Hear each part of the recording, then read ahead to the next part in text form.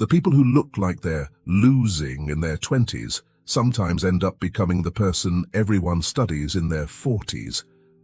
I'm talking about the kind of person who can't fake it for long, the one who can do small talk, but it feels like wearing someone else's jacket.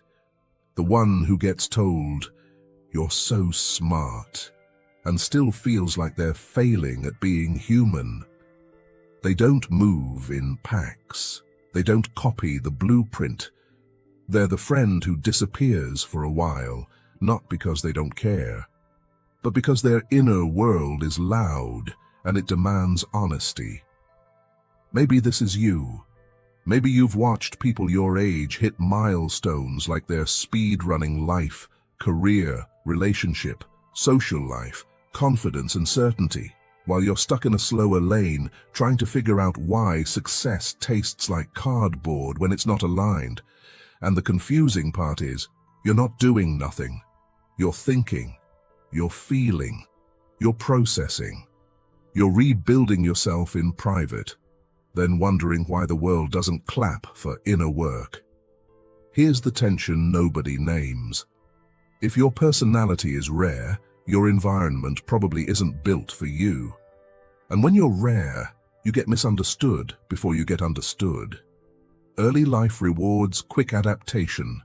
Pick a role, play it well, fit into a system, learn the rules, and become useful. But some people aren't built to become useful first. They're built to become real first.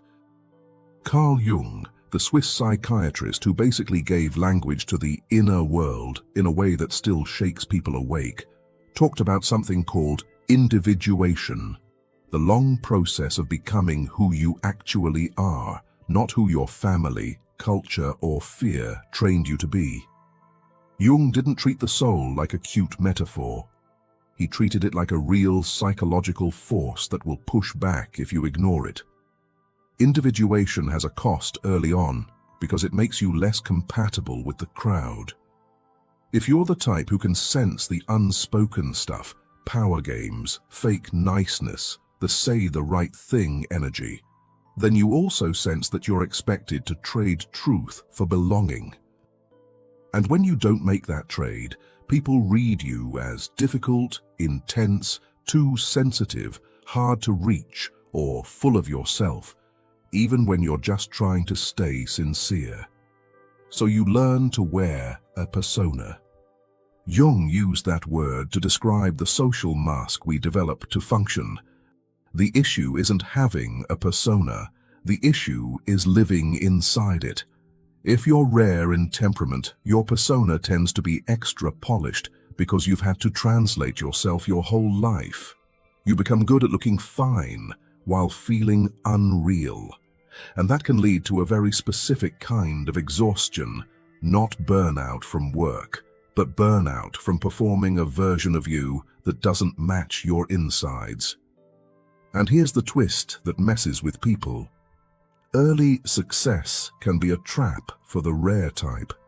If you get rewarded for the mask, grades, praise, attention, being the calm one, or being the gifted one, you might build a whole identity on what wins approval. Then, one day, your nervous system starts protesting. Anxiety spikes, motivation drops. You feel numb or restless, or like you're wasting your life even when nothing is wrong. That isn't you being defective. That's your deeper self asking for a truer life. Let me ask you something that's personal, and if it hits, share it in the comments so you know you're not alone. Have you ever felt like your life is fine, but your inner world is quietly begging for a different timeline? Because the late bloom doesn't come from magic. It comes from a hidden task. And the hidden task is this. You're not here to master the game first. You're here to master yourself first. And that is inconvenient to the world around you, because early life is basically one long audition. Family systems reward the version of you that keeps things stable. Schools reward the version of you that repeats the right answers. Workplaces reward the version of you that fits the culture.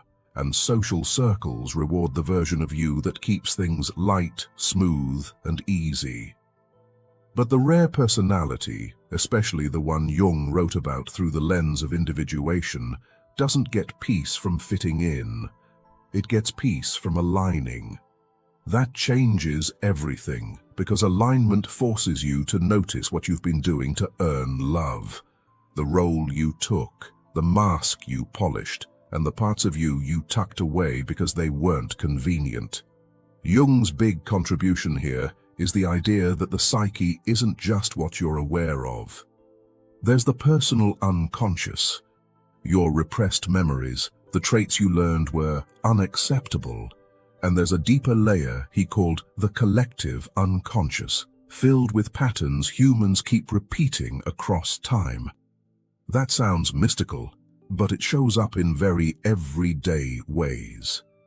You keep dating the same kind of person, you keep choosing the same kind of job, you keep replaying the same inner argument, like your life is on a loop. But the loop isn't a curse, it's a curriculum. And the hardest subject in that curriculum is the shadow, the parts of you you disowned to survive.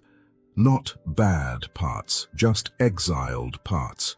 Your anger that you were trained to swallow, your ambition that made other people uncomfortable, your softness that didn't feel safe, your power that got punished, even your sensitivity that got labeled as a problem. When you're young, you can survive by banishing those parts and leaning on the persona. You can even achieve a lot like that. But there's a price. You start living half a life. Here's why rejection comes early. When you stop living half a life, you become less predictable. People like predictability. Predictability makes them feel safe. The rare type starts questioning things that everyone else treats as normal. They don't just ask, how do I win? They ask, what am I becoming while I win? That question makes some people defensive, not because you did something wrong, but because you accidentally hold up a mirror. In modern psychology terms, this can look like a clash between your internal needs and external validation. Self-determination theory says humans need autonomy, competence, and relatedness to thrive. The late bloomer tends to prioritize autonomy and meaning early, while the world pushes relatedness and status.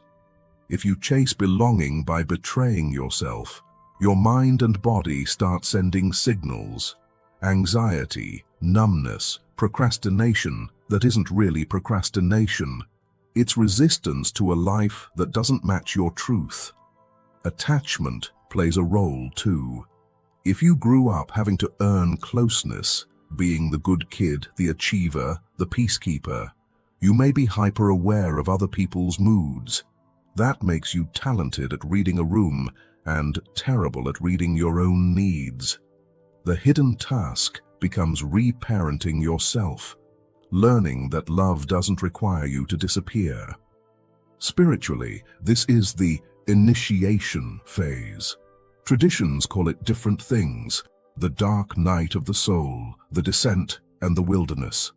It's the season where your old identity stops working, but your new one isn't fully built yet. From the outside, it looks like delay. From the inside, it's construction. Higher consciousness doesn't arrive as permanent bliss. It arrives as honesty. The moment you stop lying to yourself, your life starts rearranging. That rearrangement can cost you certain friends, certain paths, and certain versions of success. And later, it returns something better, a life that feels like yours. So when you spend your early years doing shadow work, whether you call it therapy, healing, spiritual awakening, self-inquiry, or just getting real with yourself, you're building something most people postpone until life forces it. You're building an inner foundation. And foundations don't look impressive while they're being poured. They look slow, like nothing is happening. Meanwhile, someone else is decorating a house with no structure and getting applause for it. but the psyche keeps receipts. Jung's point about individuation is that wholeness creates energy, not hype energy, clean energy. When your inner parts stop fighting each other, when the exiled parts come home, your life stops leaking power through anxiety, people-pleasing, overthinking, and self-betrayal.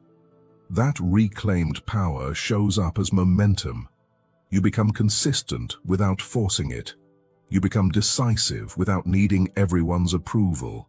You start choosing from self-respect, not from fear. And that's where the magnetic later thing comes from. People think charisma is confidence. It's not. It's congruence. It's when your words match your eyes, your choices match your values, and your boundaries match your self-worth. You stop performing goodness and start living truth. That frequency is felt. You walk into rooms without begging the room to accept you, and ironically, that's when acceptance shows up. Here's another twist. Early rejection teaches discernment. When you've been misunderstood, you stop chasing crowds. You learn to build your world around quality connections, not quantity validation. You stop needing to be liked by everyone because you've already survived not being liked. That makes you emotionally free. And emotionally free people tend to succeed because they take smarter risks. They create, they innovate, they don't fold every time someone disapproves. So how do you stop wasting years trying to force an early timeline? First, stop using other people's milestones as your measuring tape. That's a recipe for self-hate disguised as motivation. Second, treat your sensitivity like data, not a flaw. If your nervous system rejects a path, listen. Third, build your life around your real energy, not your should energy. The rare type doesn't win by grinding harder, they win by aligning deeper. And here's the practical part. Nobody says out loud, pick one container for your gifts. A craft, a body of work, a practice, a path you can pour yourself into for 2 years without needing instant proof. Your late bloom needs consistency more than intensity. Let it be boring sometimes. Let it be slow. That is how roots grow. If you've ever felt like you're running on a different clock than everyone else, what's one thing you wish people understood about you, but you rarely say out loud? Drop it in the comments. You might say the exact sentence someone else needed today.